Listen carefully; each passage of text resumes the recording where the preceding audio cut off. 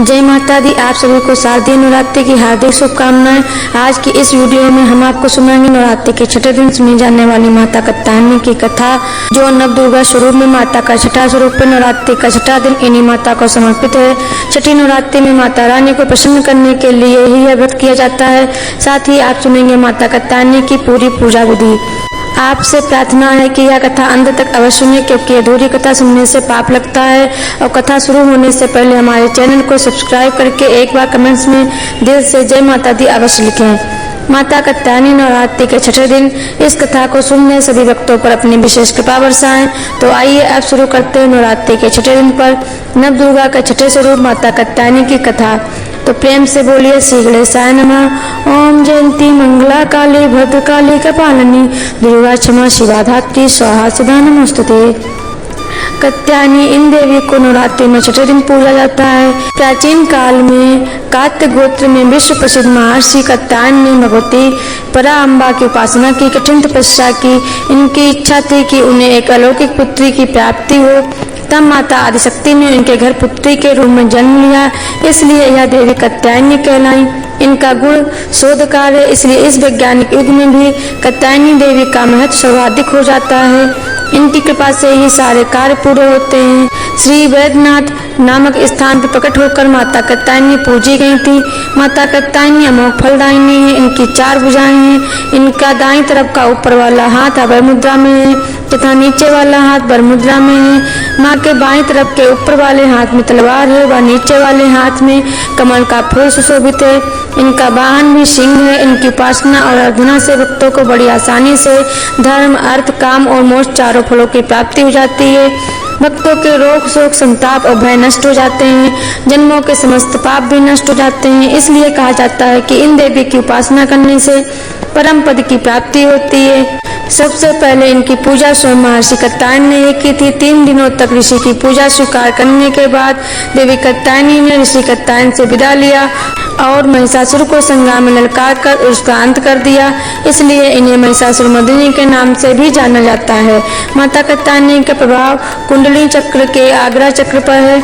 नवग्रहों में माता कात्यायनी शुक्र को नियंत्रित करती हैं। इनकी साधना और भक्ति से वैवाहिक जीवन के सुखों की प्राप्ति होती है। जिनके विवाह में बाधा आ रही हो, उनके विवाह की बाधा माता कात्यायनी दूर करती हैं।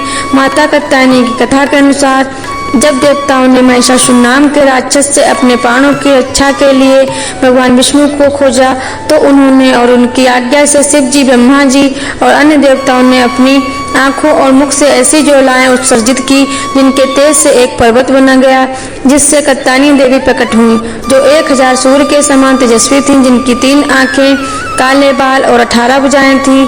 शिव जी ने माता कात्यायनी को अपना त्रिशूल दिया। विष्णु जी ने कात्यायनी देवी को सुदर्शन चक्र दिया। वरुण देव ने शंख, अग्निदेव ने भाला, वायुदेव ने धनुष, सूर्यदेव ने बाणों से भरा तरकस, इंद्रदेव ने अपना वज्र, कुबेर ने अपनी गदा, ब्रह्मा जी ने माला और जलपात्र दिया। कालदेव यानी यमराज ने ढाल और तलवार, विश्वकर्मा ने कुल्हाड़ी और अन्य हथियार दिए। इस प्रकार देवताओं के द्वारा पूजित और सशस्त्र होकर कात्यायनी माता मैसूर की पहाड़ियों की ओर बढ़ी। वहाँ असुरों ने उन्हें देखा और वो उनकी सुंदरता से मोहित हो गई और उन्होंने माँ कात्यायनी की सुंदरता का वर्णन उनके राजा महिषासुर से जाकर किया। तो दुष्ट महिषासुर माता कात्यायनी को प्राप्त करने के लिए उत्सुक हो गया। जब महिषासुर ने माँ कात्यायनी के साथ सामने विवाह का प्रस्ताव रख दिया, तो माँ कात्यायनी ने महिषासुर के सामने शर्त रखी कि उसे उन्हें संग्राम में जीतना होगा। तब महिषासुर ने बैल का रूप धारण किया और माता कात्यायनी से संग्राम किया। अंत में कात्यायनी देवी अपने सिंह से तुरी और महिषासुर की पीठ पर कूद गई, जो एक बैल के रूप में था। फिर माता कात्यायनी ने अपने कोमल पैरों से बैल रूपी महिषासुर के सिर पर इतना भयानक प्रहार किया कि वह बेहोश होकर जमीन पर गिर पड़ा।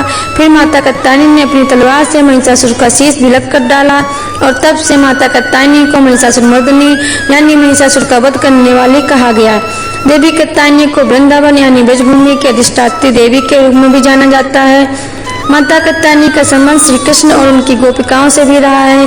द्वापर युग में रसेश्वर भगवान श्री कृष्ण ने मोहिनी, बांसुरी और अनूठी लीलाओं से ब्रज की गोपिकाओं को अपने प्रेम आकर्षण में बांध लिया था। हर कोई इनके दिल में रहना चाहता था। गोपिकाएं तो बलिहारी थी। तब उन्होंने भगवान श्री कृष्ण को पति रूप में पाने के लिए माँ कात्यायनी की आराधना की। तब से अब तक युवतियां सुयोग्य वर पाने के लिए मां कात्यायनी की पूजा करती हैं। माता कात्यायनी की इस कथा के अनुसार वृंदावन की गोपिकाओं ने भगवान श्री कृष्ण को पति रूप में पाने का मन में विचार बनाया। तब ब्रजलीला के ज्ञानी गर्ग मुनि ने गोपियों के इस मनोभाव को जानकर भगवान श्री कृष्ण को सचेत कर दिया।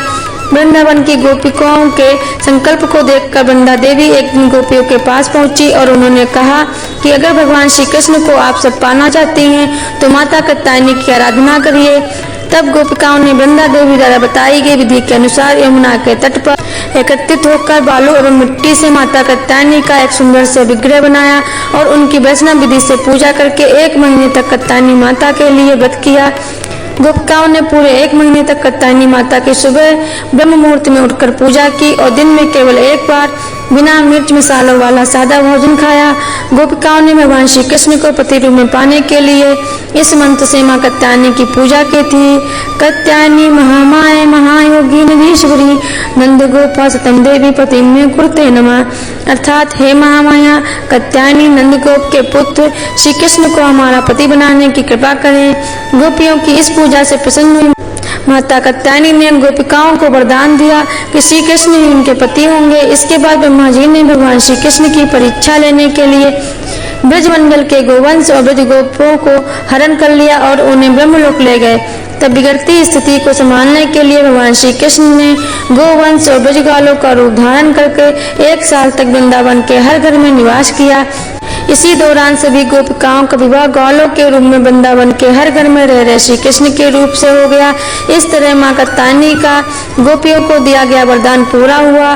भगवान श्री कृष्ण गोपिकाओं के पति के रूप में उनके घर पर रहे थे। तब इसे मानता है कि युवतियों की आराधना से प्रसन्न होकर आज भी मां कात्यायनी उन्हें सुयोग्य वर प्रदान कर रही हैं। साल भर में सैकड़ों युवतियां आज भी मां कात्यायनी की आराधना करके व सुहाग की वस्तुएं मां को कात्यायनी को अर्पित करके अपनी मनोकामनाएं पूरी कर रही हैं। आइए अब जानते हैं माता कात्यायनी की पूरी पूजा विधि।